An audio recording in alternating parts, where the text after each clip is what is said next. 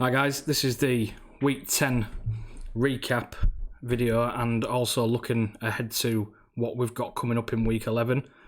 So I'm going to try and keep this a bit shorter than the last video just so I can keep all your attentions and hopefully you'll get to watch it all. I know people are busy, so I'll keep it around about 10 minutes if I can. Try not to go over too much anyway. So let's jump right into it then and see what's happened in Week 10 in the UK Invitational Dynasty League.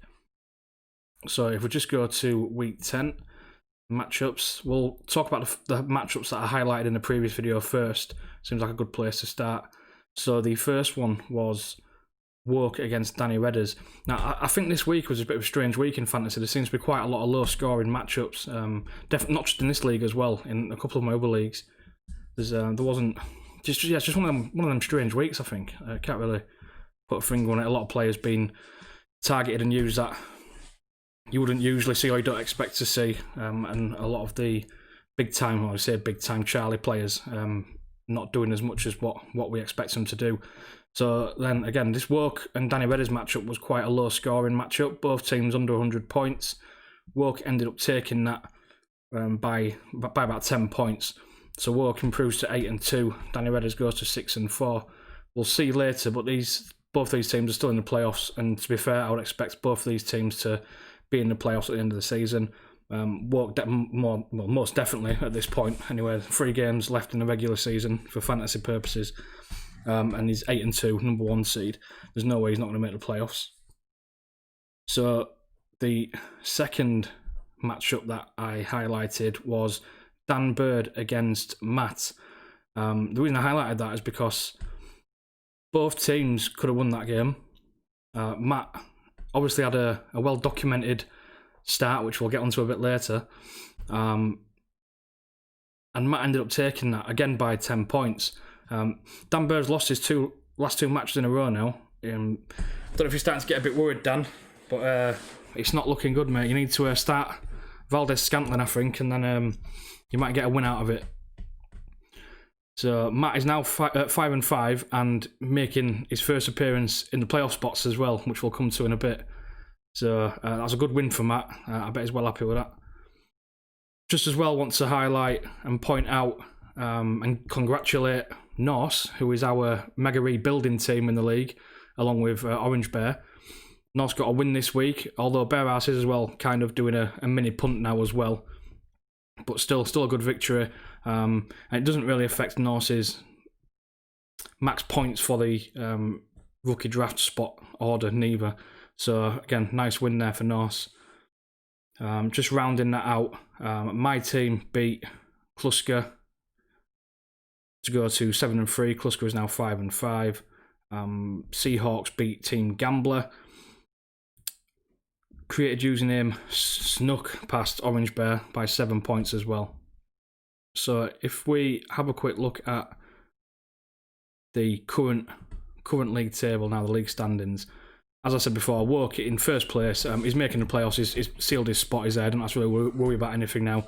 Obviously, I'd like to get one of the top 2 seeds. Obviously, finishing as top seed is the best place you can finish. So I'm sure he'll be looking to keep hold of that spot. Seahawks in second place, which will be because of points for. He has more points for than my team, which is in third place on 7-3 as well. And then we have 2 teams on 6-4, Danny Redders and Dan Bird. And then, as I said before, Matt making his first appearance in the playoffs at 5-5. Again, that's on points for because Klusker and Created Username are also on 5-5. Them two just find themselves outside the playoff spots. And then below that, these are teams that I'd say won't be making the playoffs now, to be fair. Bear Ass on 4-6, the Gambler on 3-7, Norse also on 3-7, and then Orange Bear on 1-9. So we've basically got now 8 teams going for six playoff spots. One's more or less already sewn up, so we've got 7 teams going for 6 playoff spots. I think usually I would say seven wins will get you into the playoffs, and we'll see if that rings true at the end of the regular fantasy season. It might take 8 this season in this league. I'd still say 7, but possibly it could be 8. Depends on obviously on what happens. we'll just have to see what happens in the last 3 weeks. So we'll have a look actually now and see what matchups we've got coming up next week. See if there's any sort of key matchups that we can look forward to see if any of it's going to affect the standings too much. Okay, so week 11 matchups. My team is against Work. I'm 7-3, Work's 8-2. Should be a close, good matchup. That obviously, if I were to win that matchup, I would more than likely still stay in 3rd place, and Work would stay 1st or 2nd, depending on what Seahawks does against Norse and how many points he puts up. So it's not going to affect things too much in that respect. Other key matchups that we've got coming up here, we have got Klusker against Danny Redders, I'd say is a key matchup. 5-5 Klusker, 6-4 Danny Redders. If Danny Redders wins this matchup, he's got 1 foot in the playoffs, more or less there. If Klusker wins it, he's giving himself a massive shout to finish in the playoffs. Again, if he loses, he might struggle with 2 games left at 5 and 6 to get in. So we'll see how that goes. Matt against Orange Bear. Orange Bear being a rebuilding team, and Matt's team's found a bit of form. I would say Matt is likely to win that, and that's going to put him at 6-5. So again, that's going to put some pressure onto Klusker and Danny Redders to win their matchups, as well as, I would say, Dan Bird as well, who has lost his last 2 matchups. It could really do with getting a win. Like as I said before, 7 wins you would think would get you into the playoffs. So all he needs is 1 win really. So let's see if we can get that this week against Created Username. It was also on 5-5. But again, as we said before, at 5-5, 1 win, depending on what the other teams do, it can put you right back in there. You lose, and it could knock you right out of it. So there's some really good matchups coming up now. Actually, now we're getting to the end part of the regular season for fantasy. So yes, we'll see how it goes. It looks quite good.